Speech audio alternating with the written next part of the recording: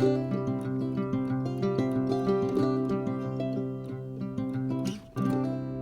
everyone, it's Ken. Ray. Two Drunk Brothers Garage.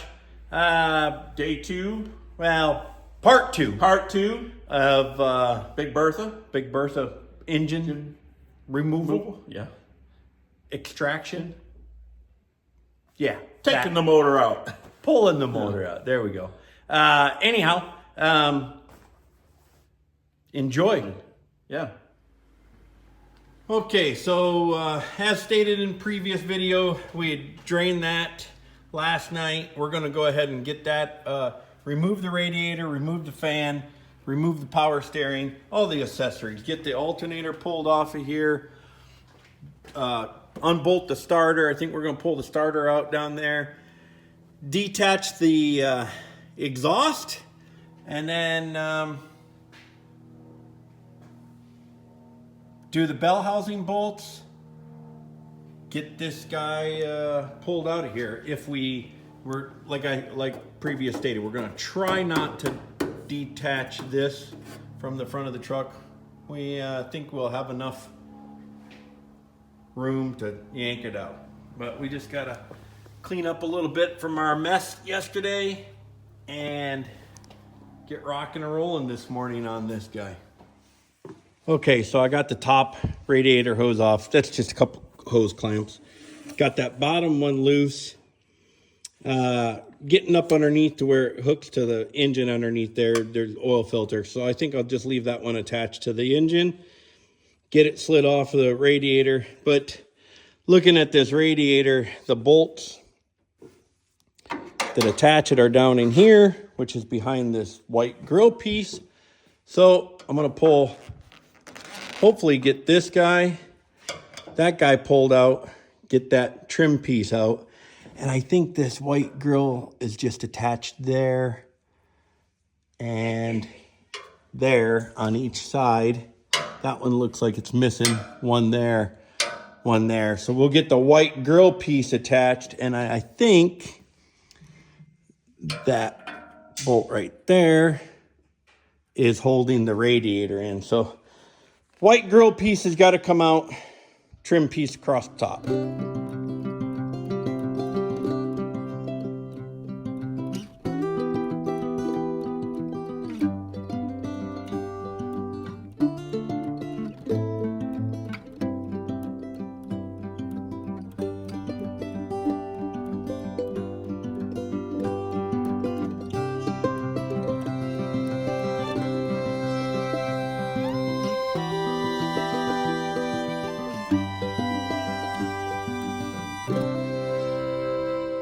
So that grill piece, there's two hidden bolts down in here that I had to get, one here, one on this side, before I can take that trim piece out to then get at the bolts for the white piece. So disassembly continues.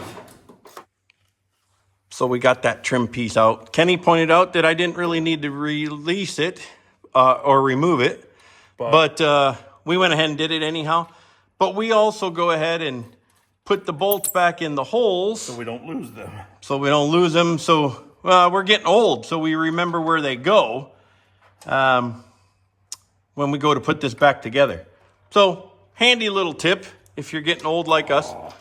Just don't drop them on the floor like Kenny just did. Just drop a flat washer.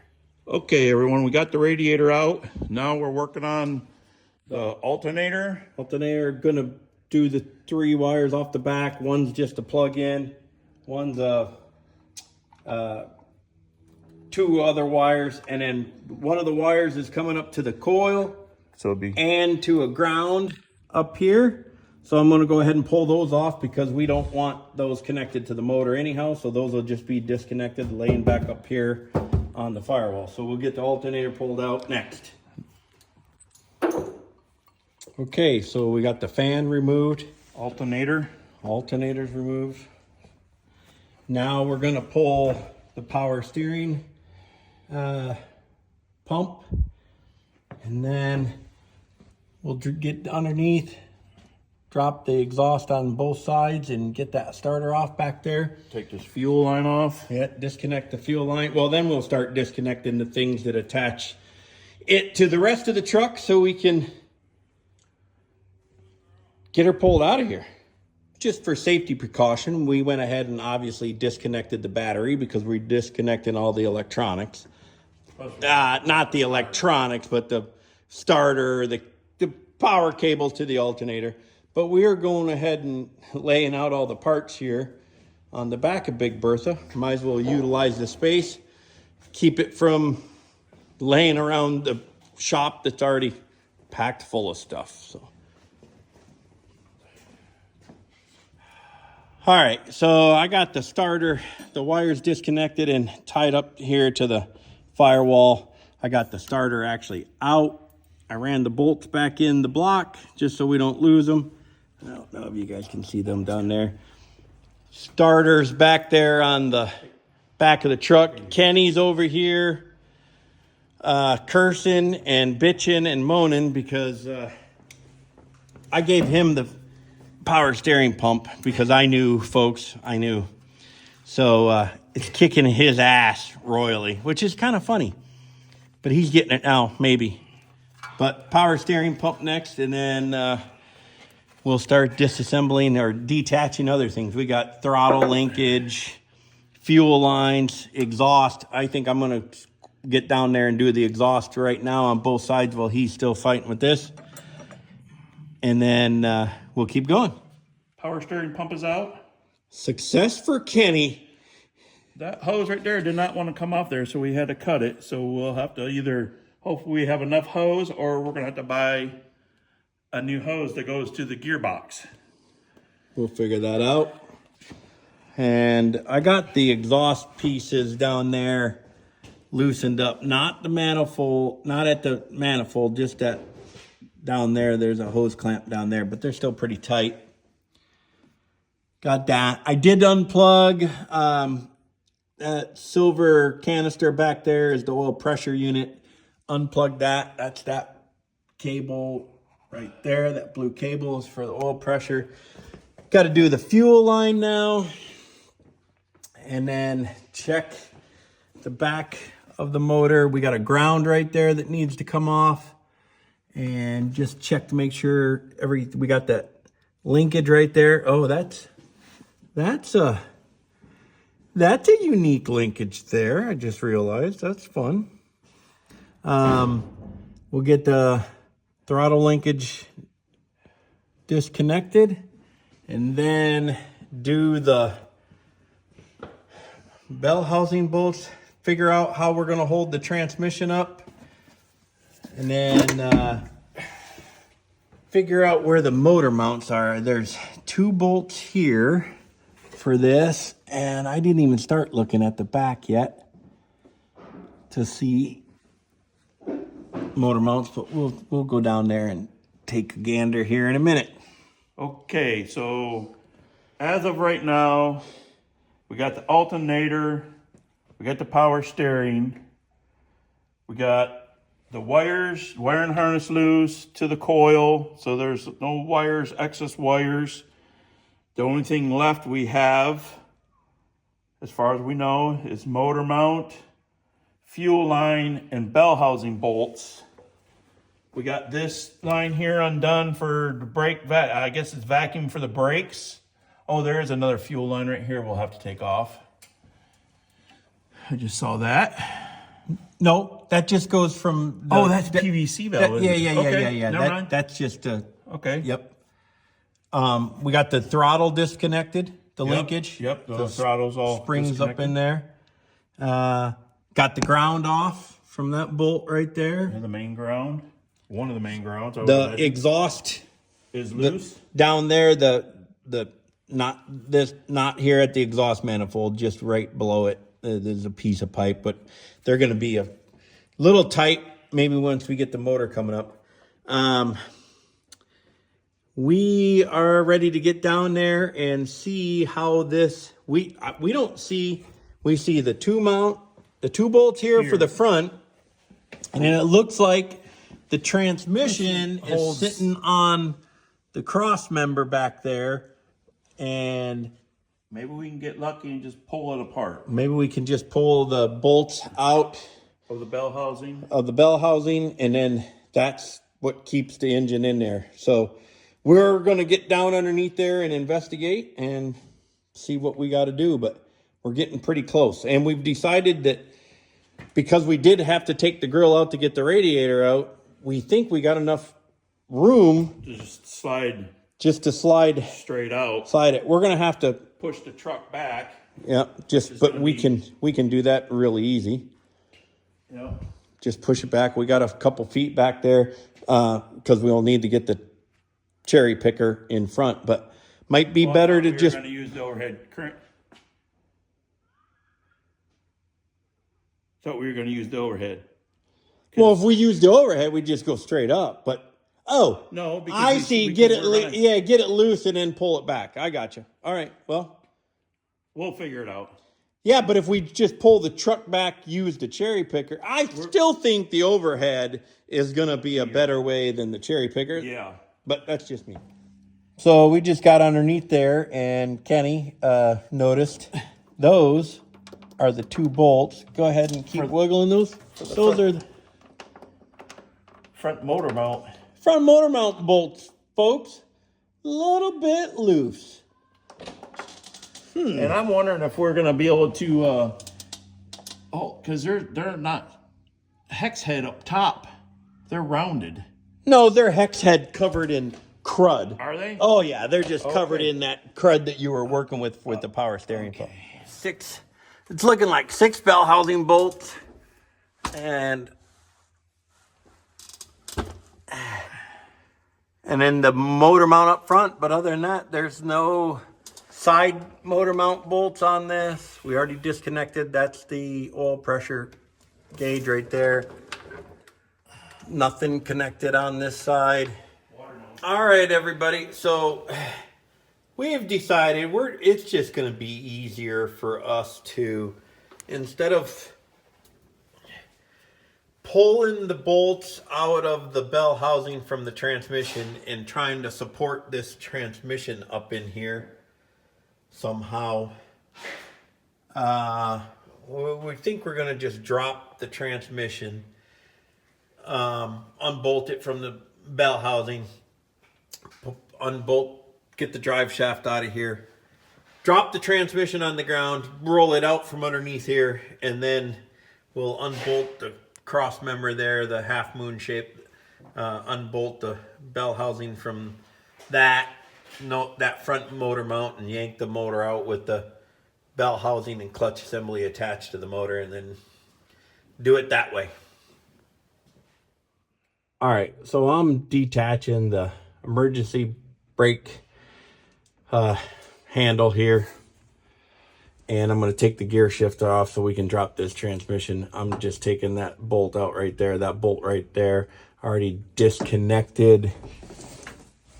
I don't know if you guys can see that right there, that pin with that nut on goes into that fork piece there.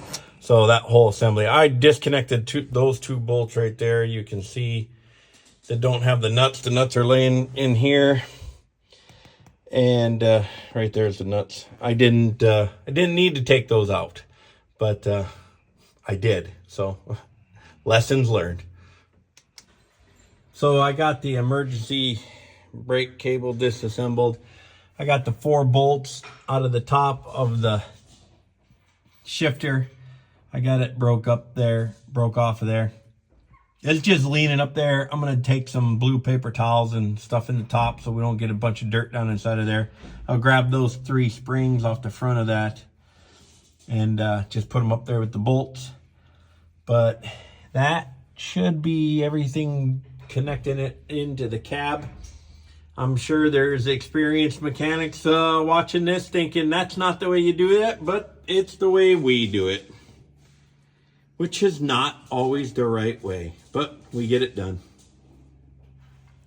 So Kenny's got the drive shaft disassembled, the rear piece, center section, and now he's getting ready to unbolt that section. Well, I'm going to go here first, I think. Unbolt it there from the parking brake apparatus. There's 4 big bolts in there. Back those out, and then we can drop the center. that section out of there. Okay, so we got that last section of drive shaft unbolted. She's out there, out. Now we got the hydraulic clutch there. We got a disc, 2 bolts from the mount, cotter pin out of the